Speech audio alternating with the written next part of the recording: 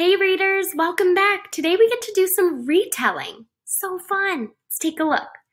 Now, you may remember we've talked about this before, but fiction books have a beginning, what happens first. They have a middle, what happens next, and they have an end, what happens last.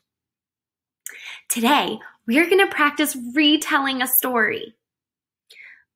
You may be thinking, Miss Aquino, what is a retell? Well, friends, a retell is when we tell the most important things that happen in the beginning, middle, and end. We tell it with our words. Today, with our retell, you may be thinking, Miss Aquino, why do we need to do a retell? Friends, we do our retell because it allows us to share stories with others, with our friends. We also retell to show that we understand our stories.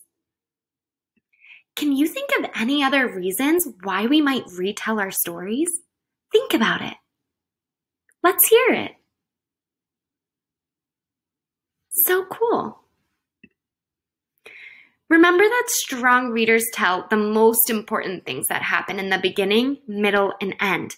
We can't leave a part out. We need to tell the whole thing. Friends, we can use our fingers as a tool to help us keep track of our retell. So go ahead and show your thumb there. I like to hold my thumb up when I'm retelling the beginning of the story. Then I use my pointer finger to keep track of the middle of the story.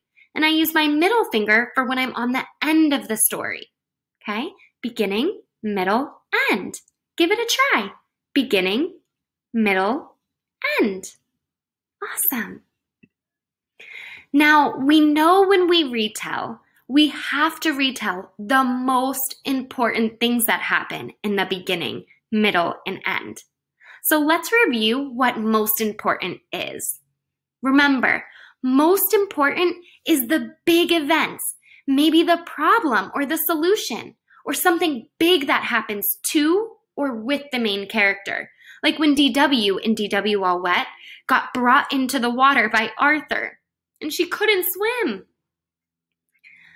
What most important is not every little, tiny little detail in the story. No way, Jose. If you retell every little thing, your retell is going to be so long and it might get a little boring.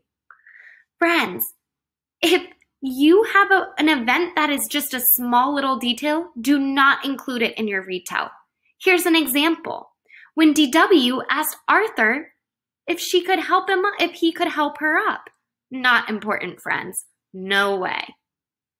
So today I'm going to show you how I retell a story using my fingers with our story DW All Wet.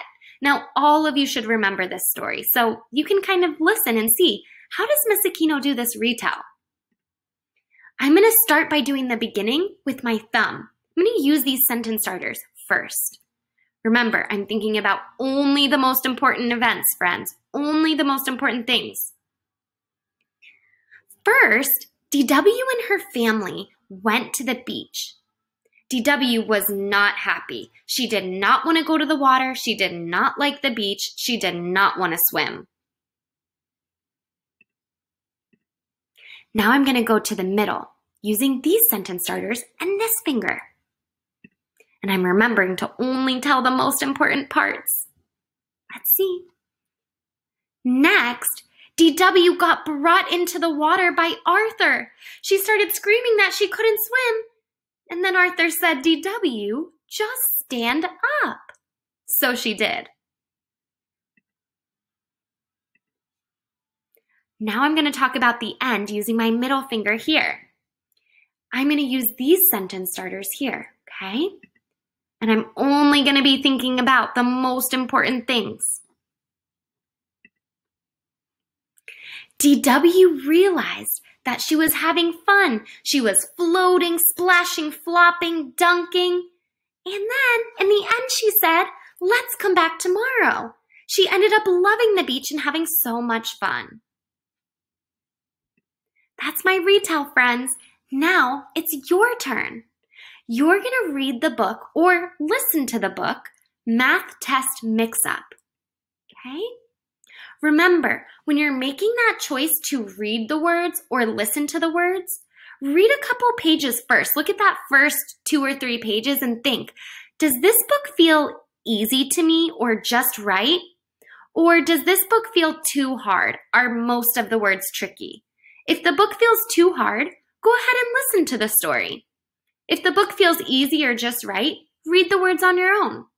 Remember, we always have this reading strategies chart here for you if you come across a tricky word. Friends, you are going to get 3 choices to do your retell today. When you retell your story, you can either type your retell directly into the slideshow, or you can record a video of you saying your retell just like I did. Okay? You can also write your retell in your reader's notebook. It's up to you. All right? We find that recording the video can sometimes be easier because telling the retell with our words, like with our voice, is easier sometimes than writing it all out. Okay? But you make the choice that's best for you, and we hope you enjoy Math Test Mix-Up. All right? Bye, friends!